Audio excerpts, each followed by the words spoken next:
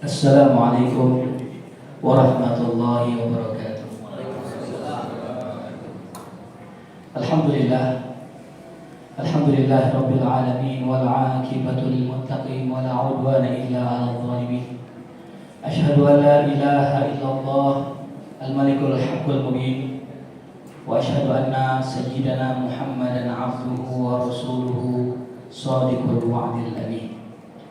Allahumma fassalli wa sallim wa karrim wa atim wa barik ala sayyidina Muhammadin wa ala alihi wa sahbihi ajma'in, amma ba'd.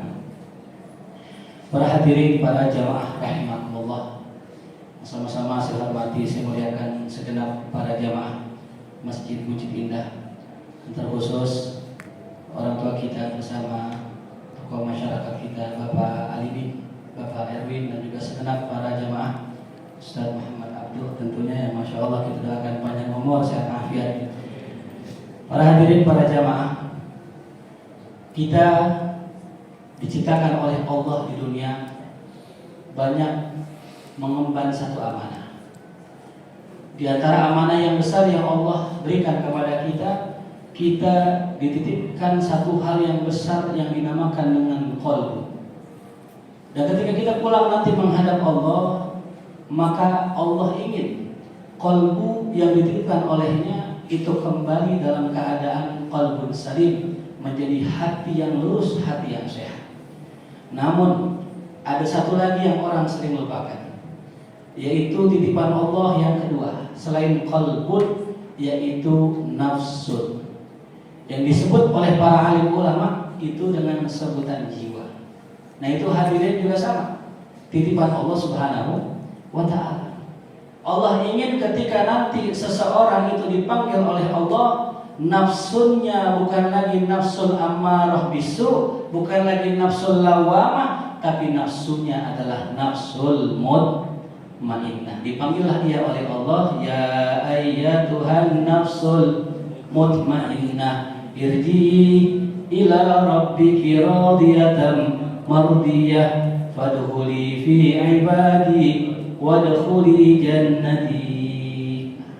Jadi hadirin, kata ulama itu nafsu ada tujuh. Yang pertama adalah nafsul ammarah bisu, yang kedua nafsul lawamah, yang ketiga nafsul mutmainnah.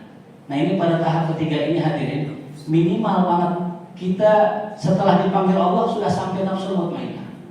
Adapun nafsul mulhamah, nafsul radiyah, nafsul mardiyah, bahkan kamilah, itu nafsunya para aulia, para nabi dan siddiqin dan syuhada wassalihin. Nah, jadi kita nih hadirin paling banter sampai apa tadi? Nafsul mutmainnah. Nah, sekarang bagaimana Ustaz cara kita agar kita bisa naik derajat nafsu kita menjadi nafsul mutmainnah? Dari namanya saja, namanya nafsul mutmainnah. Apa artinya hadirin? Jiwa-jiwa yang tenang. Maka dicirikan orang yang sudah punya nafsul mutmainnah, cirinya apa? Hatinya tenang. Banyak gak sekarang yang orang hatinya gelisah? Banyak. Ada yang gelisah dengan dosa, ada yang gelisah belum turun THR, ada yang gelisah mungkin lebaran sendiri belum punya bini lagi, ada yang begitu. Nah, yang mana? Ada juga yang gelisah mungkin belum gajian dan sebagainya. Itu tanda berarti nafsu kita belum mutmainnah. Masih bergejolak nafsu kita. Mungkin masih masuk nafsu ammarah bisu, atau mungkin masih masuk nafsu lawamah. Dan dicirikan orang yang nafsunya belum mutmainnah adalah orang tersebut musara'ah ilan nawafil wa takasul fil faraid. Ciri orang yang masih nafsunya nafsu ammarah bisu, belum dibersihkan, belum disucikan oleh Allah, adalah ciri orang tersebut semangat ngerjain yang sunnah, malas ngerjain yang wajib. Ini ciri hati. Mari sama-sama kita refleksi, apakah kita sudah naik nafsu kita atau kita masih nafsunya nafsu ammarah bisu. Coba kita lihat, orang kalau sholat Jumat, berangkat sholat Jumat itu jam berapa? Umumnya orang kita jam 11 ya. Ada gak yang berangkat sebelum azan? Ada. Ada gak yang berangkat pas azan? Ada gak yang baru masuk masjid pas Barakallahu li wa lakum fil Qur'anil azim. Ada sebatan dulu samsul dia. Berarti apa? Berarti dia apa? Dia tidak bersegera untuk melaksanakan sholat Jumat. Padahal idza nudiya lis-sholati bi yaumil Jum'ah fas'au ila dzikrillah. Kalau disuruh panggilan Jumat fas'au ila dzikrillah, bersegeralah sholat. Wa darul bai', tinggalkanlah jual beli. Berarti banyak orang Islam saat ini. Saya kan kalau jamaah MBI, masya Allah ya, belum azan udah di masjid insya Allah. Tapi yang di luar Pak, orang Islam yang lain. Banyak saya ngisi di masjid-masjid di daerah-daerah itu hampir rata itu orang masuk pas barakallahu li wa lakum itu sebelum qomat sih. Tapi kalau giliran sholat Idul Adha, sholat Idul Fitri, saya mau tanya, mandi gimana mandi? Jam 5 udah mandi. Ke masjid jam berapa ke masjid? Sejam sebelum sholat Id sudah di masjid. Padahal saya mau tanya, sholat wajib, sholat sunnah itu sholat Jumat, giliran Jumat mandi jam berapa? Kadang-kadang lagi azan mandi. Sholat Jumat sholat apa itu? Sholat wajib, sholat sunnah. Nah ini pertanda apa? Kalau kita lebih mendahulukan yang sunnah daripada yang wajib, berarti kita mengerjakannya dengan hawa nafsu. Contoh, bayar utang. Bayar utang sunnah wajib? Wajib. Sedekah sunnah wajib. Tapi ada nggak orang yang sedekah posting di media sosial, di WhatsApp, padahal utang sama kita belum dibayar? Ada nggak? Ada yang mana Pak ini? Kadang-kadang saya heran ada orang gitu utang sama kita. Ini apalagi bulan puasa, bulan Ramadan, dia masih punya utang sama kita. Nggak banyak enggak. Cuma dia posting dia lagi buka puasa, lagi makan enak di sabu haji, lagi bakar daging tuh. Kita kan lihat, ya Allah ini orang belum bayar utang. Tapi makanya betul, enak-enak. Harusnya yang dikejar apa dulu? Yang wajib bayar utang. Baru dia setelah bayar utang, baru dia ngutang lagi kan itu. Kan biasa gitu ya. Saat ini hati-hati nih, ada modus sekarang Pak Haji. Ada orang sekarang modusnya begini, Ustaz, minjem duit dong, berapa? 1 juta. Oh ya siap. Kirim nomor rekening, kirim. Bulan depan modusnya begini, Ustaz, insya Allah bulan depan saya bayar utang antum, tapi kirim lagi 1 juta ya. Ada gak yang begitu? Begini nih, dia mempersulit dirinya. Hadirin rahimakumullah. Maka siapa orang yang punya utang nggak dibayar, dia bikin sulit orang lain yang mengutangkan kepada dia, maka kelak nanti hidupnya akan susah karena sering dia mengsusahkan orang lain.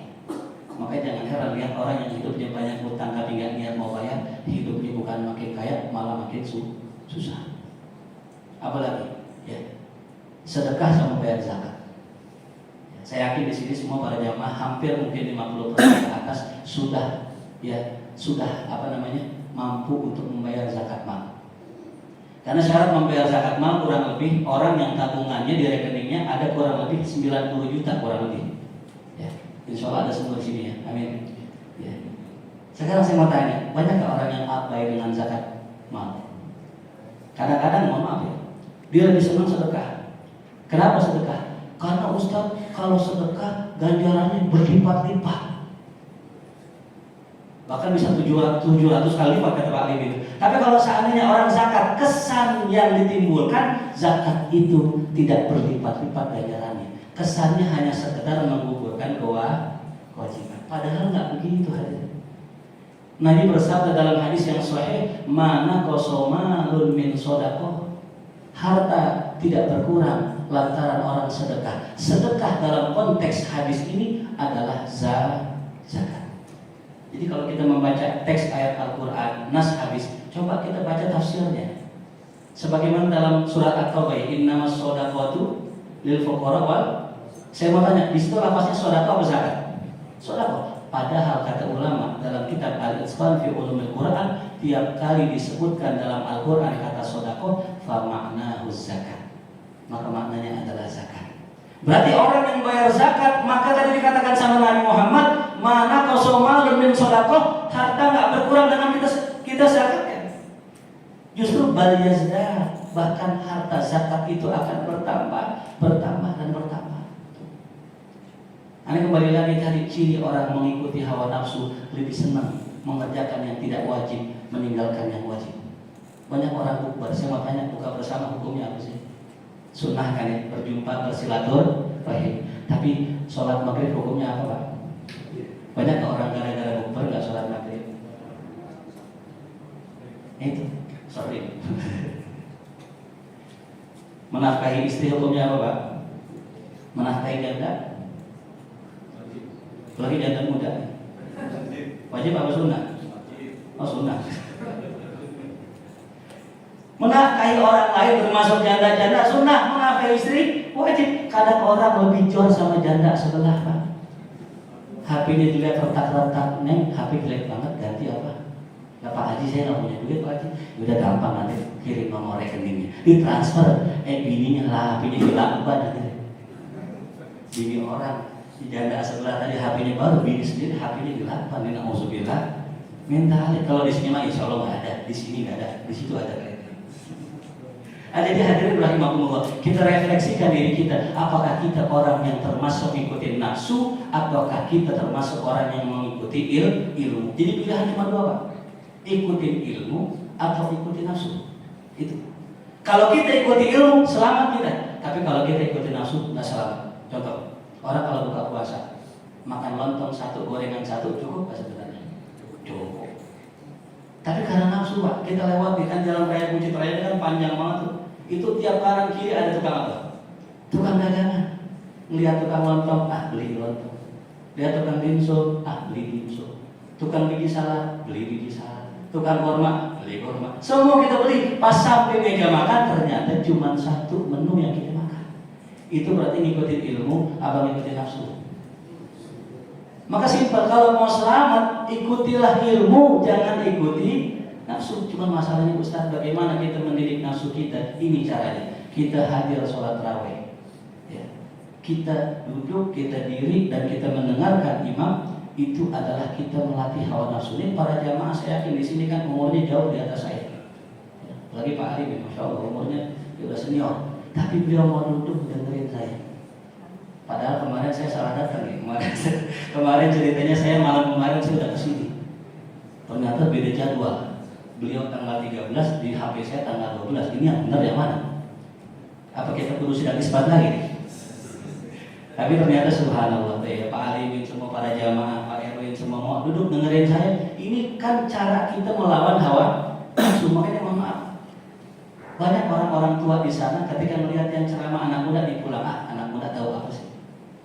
Nah padahal kalau kita seandainya duduk kita dengarkan, kita sedang melatih diri kita dengan sifat yang mulia, yaitu sifat tawadu. Tawadu di sini bukan tawaran duit, bukan, rendah hati. Dan juga yang kedua, kita sedang melatih diri kita untuk sabar. Kan kita kalau udah sholat tarawih, udah tinggal witir nih, ibaratnya kan kalau Lionel Messi udah depan gawang nih, tinggal apa? Tinggal ditendang dikit masuk gawang, ini kan. Ya, kita duduk dulu, dengar ceramah dulu sebentar. Sabar gak Pak? Sabar. Nah ini melatih diri kita. Makanya ulama-ulama dulu ketika melihat para murid-murid mereka datang ke mereka, pengen satu ilmu. Ini ada satu ilmu Pak. Kalau kita pengen hati kita, jiwa kita itu bersih, ada ilmu. Catat kalau bisa, namanya tazkiyatun nafs. Ilmu apa Pak? Tazkiyatun nafs. Ya, kitab yang terkenal untuk pembahasan masalah ini namanya kitab Ihya Ulumuddin yang dikarang oleh Hujjatul Islam Imam Al-Ghazali. Nah di situ dibahas tuh, intinya apa? Intinya kalau kita punya jiwa, punya nafsu, itu harus ditingkatkan. Caranya seperti apa? Caranya kita belajar akhlak-akhlak yang mulia, dan bukan hanya sekedar ilmu Pak. Ini air putih. Kalau kita punya untuk menghilangkan dahaga, cukup nggak kita tahu ini air putih? Nggak cukup. Kita harus apa Pak yang kedua? Setelah kita tahu ini air putih, biar hilang hausnya kita harus apa? Harus minum. Jadi nggak cukup kita tahu sekedar ini sifat mulia, ini sifat baik, ini sifat terpuji. Nggak cukup, kita harus mengamalkan sifat tersebut. Bagaimana caranya? Praktekkan, jalankan langsung dalam kehidupan kita. Ada seorang guru melihat seorang murid datang. Ini murid kebetulan anak orang kaya. Mohon maaf ya, ketika ada seorang kaya datang ke ustaz, biasanya ada sedikit membawa unsur kesombongan. Maka si guru ini melihat ada unsur kesombongan di hati muridnya, sang guru bilang sama muridnya, wahai muridku, ente kalau mau jadi belajar sama saya, ikut saya ke pasar. Siap guru, ikut ke pasar. Ternyata di pasar itu gurunya nyuruh muridnya yang anak orang kaya tadi gotong semua barang-barang bawaannya. Setelah gotong barang-barang bawaannya sampai rumah, ditaruh, dah ente sah jadi murid aneh. Kenapa? Karena mau belajar sifat tawadu. Jadi simpelnya begitu. Bagaimana melatih hati kita biar rendah hati? Cium tangan orang yang ada di hadapan kita. Kalau kita pengen melatih sifat dermawan, tiap kotak amal lewat, masukin duit. Kan banyak orang yang ketika kotak amal lewat pura-pura tidur, dia merenung begini, udah lewat belum gitu. Dia dengar suaranya, belum lewat. Dia roboh kantongnya kagak ada duit. Rumahnya bagus, mobilnya bagus, cuma ada 1.000 perak di kantong. Pas banget kebetulan tuh kotaknya kayu kan, dimasukin 1.000 perak, bertuk gitu bunyinya. Makhluk gitu. Itu namanya sifat apa tuh? Bakhil. Ya. Makanya kembali lagi, Ramadan adalah sekolah buat nafsu kita, buat jiwa kita. Maka kalau kita pengen menjadi orang-orang yang terlatih jiwanya, maka kita harus ikuti saja apa yang dimau Allah Subhanahu wa taala. Di tempat saya, Pak, orang kalau mau sholat tarawih melihat list imam. Ya. Kalau di sini mah insya Allah ya, imam kita masya Allah dari mana, dari PTIK? Oh, dari Dondet. Di tempat saya itu orang lihat list imam, Pak, dicari. Ustaz, ada nggak imam yang ikhlas? Wah, siapa imam yang ikhlas? Yang kalau imam nggak dibayar? Bukan, yang sholatnya al-ikhlas gitu. Itulah imam favorit kita ya. Makanya Ustaz tuh kemarin baca al-ikhlas, wah kayak Ustaz favorit ini. Ya mudah-mudahan ya Allah bersihkan jiwa kita, Allah bersihkan sanubari kita, Allah angkat nafsu kita menjadi nafsu mutmainnah dan pulang kepada Allah dalam keadaan qalbun salim. Terima kasih, mohon maaf. Assalamualaikum warahmatullahi wabarakatuh.